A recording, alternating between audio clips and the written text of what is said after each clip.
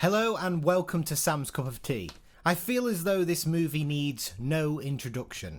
The hype has been real for this one. But the question is, does it live up to the hype? Let's find out. Sam's Cup of Tea. Sam's Cup of Tea.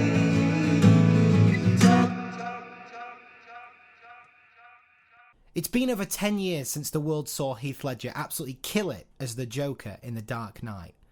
He mesmerised the audience, and his untimely death, mere months before the movie's release, just added to the mystique of the role and the character. Questions regarding whether the role itself had a negative impact in his mental health and maybe even contributed to his death were circulating through the mainstream. Now, this is a ridiculous notion, and I don't think one that had any weight. Even Heath Ledger himself had said that the role had just been pure fun, and it was great to play an anarchist and a villain in that way. This mainstream conversation did nothing but add to the popularity of this character and brought more people into the screen to see The Dark Knight. Ever since then, the Joker has gone down as one of the most beloved in pop culture. Even before The Dark Knight, it was revered because Jack Nicholson had also played the Joker.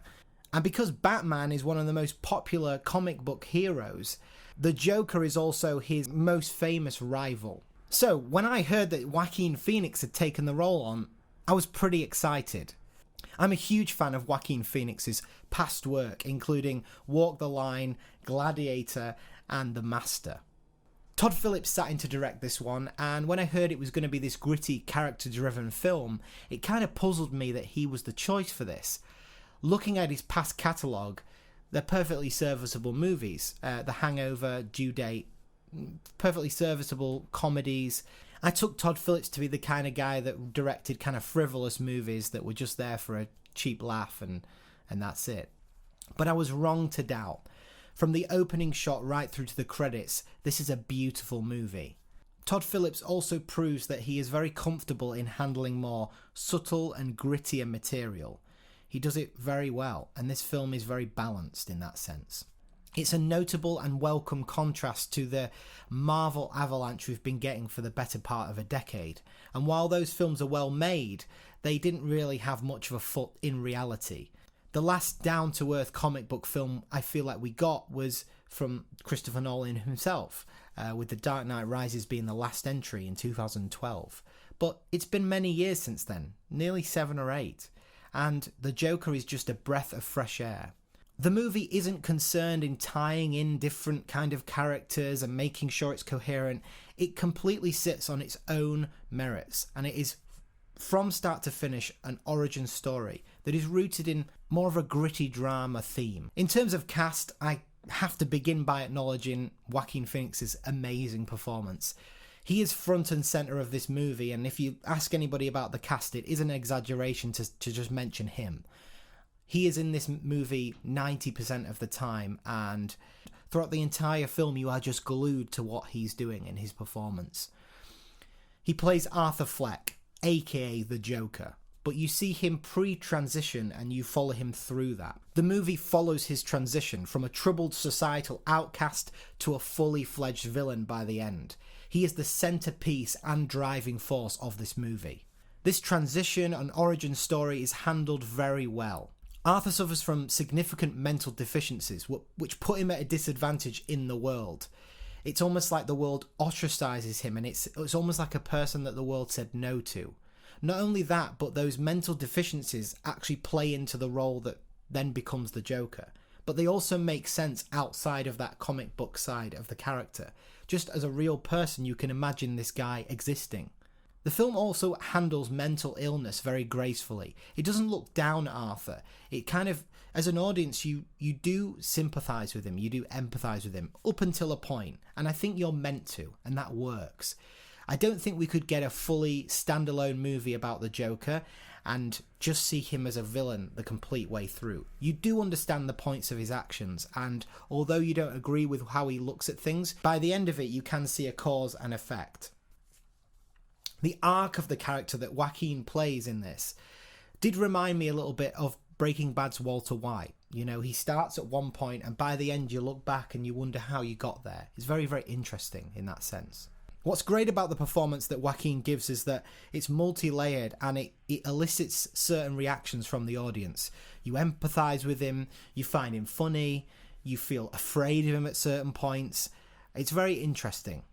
In a lot of ways, the performance is tragic, funny, and a little disturbing. And, you know, with a Joker film, a film that is about the Joker, that's what you want. Considering that Robert De Niro featured in two of the very heavily referenced films, Taxi Driver and The Comedian by Martin Scorsese, it makes sense that he's in this, and his performance is really good. He plays the character of a TV host of the time. I say of the time because the setting is the 70s. It's a Gotham that resembles an exaggerated version of New York in the 70s. Rats, a lot of crime, it's dark, but it's also relatable. We've seen that kind of New York be portrayed before, but it maybe is slightly turned up. It's slightly turned up on the amp. There are other reasons why the film is set in this time period particularly, and I won't go into them all, but what I will say is that the story and the film itself work better in this simpler time. A present day setting would have had to contend with all kinds of new technology like mobile phones and the internet, and that could have complicated the narrative. In this sense, the film is more simple. People get things word of mouth, there's very few TV shows, and so obviously we know that everybody's going to watch this specific TV show, like the Johnny Carson show or something like that. The musical score for this film is among the best of this year so far. It's minimal and often absent, and then epic and sweeping when it needs to be. It does a great job of emoting the unease and constant tension between Arthur and the world. It makes you feel uncomfortable when you need to, which is a lot of the time in this movie, to be honest. The sweeping strings, percussion, and spaced out notes walk that fine line between sadness and menace. Among the many scored pieces, the film also includes licensed material, licensed songs, and these are very well picked, including one particular scene that was controversial, featuring a Gary Glitter song. And despite the controversy being completely unnecessary in my opinion, the Gary Glitter number that's linked with the montage is one of the best I've seen in years. But you'll have to go and see it to see what I mean. So it's time to give my overall verdict of the movie. Now, if you've watched any other videos that I make, I don't really believe in giving movies a number or a score. So basically, I just have a 3-point metric system. Because I feel like movies are subjective, and I don't want to watch a film in an objective sense, and I don't think you want to see my objective opinion. You want to see what I really thought. Number 1 and the best score is My Cup of Tea. This means I loved the film. Second is An Okay Brew. And third is Not My Cup of Tea. That means I didn't like it and I wouldn't recommend going to see it.